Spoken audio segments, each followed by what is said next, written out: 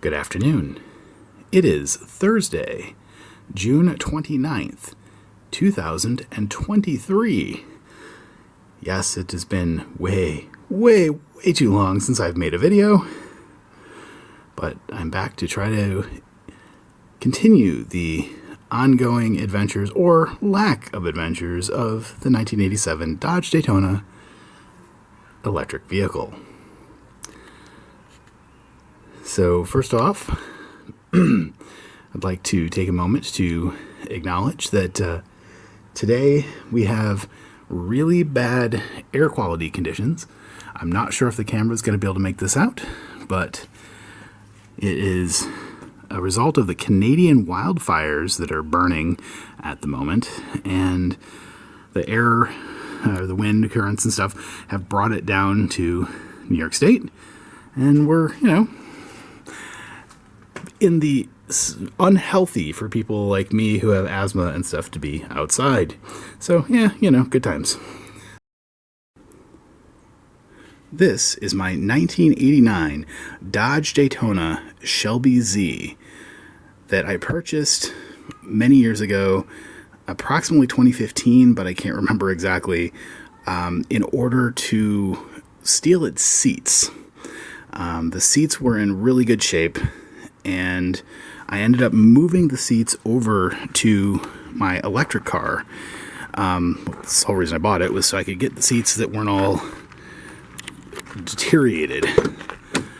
So these are the seats actually that were in the electric car. As you can see, they're all kind of ripped up and severely worn. I drove that car a lot, and the seats weren't in pristine condition when I got it. Anyway, so the back seats also are a little bit rough. You can kind of see how they're splitting and coming apart there and stuff.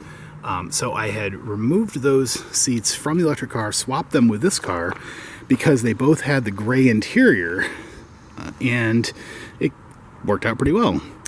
Now this car, again, I bought it for the seats. I can't remember. I think I paid about $800 for it.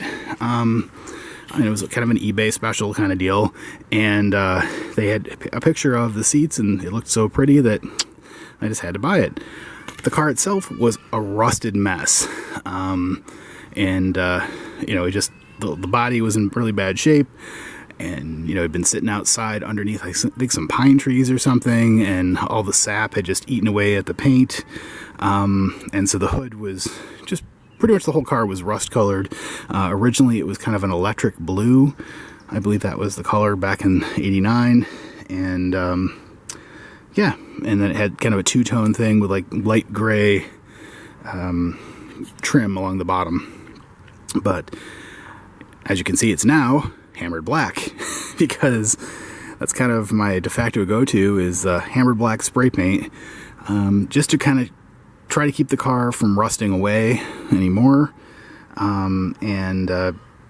I painted the whole car with hammered black, and my uncle helps me every year to kind of spruce up the hammered black and any spots that have peeled or whatever. But it's not a perfect paint job. It's got dings and nicks and whatever, but I drive this car every day all winter long, and surprisingly, when I got it, the engine works great, and the car has run like a champ ever since I bought it.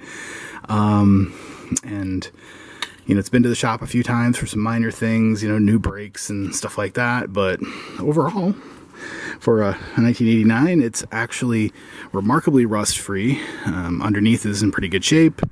And yeah, anyway. So the only reason I mention it, again, is that I bought it for the seats. And so the seats that I have in the electric car, so these seats are much nicer than the ones that we just saw in the other car.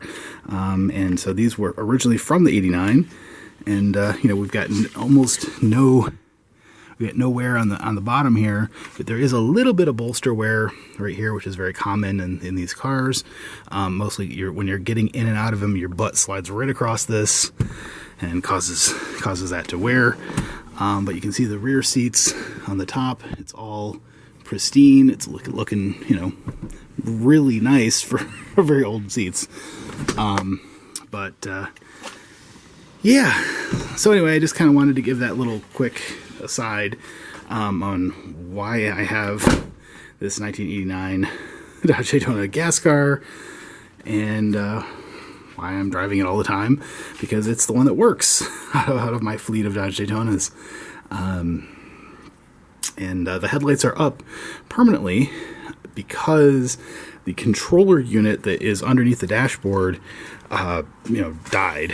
So even though the motors actually still work for these recessed headlights, the motors themselves, or the electronics that control those motors had crapped out.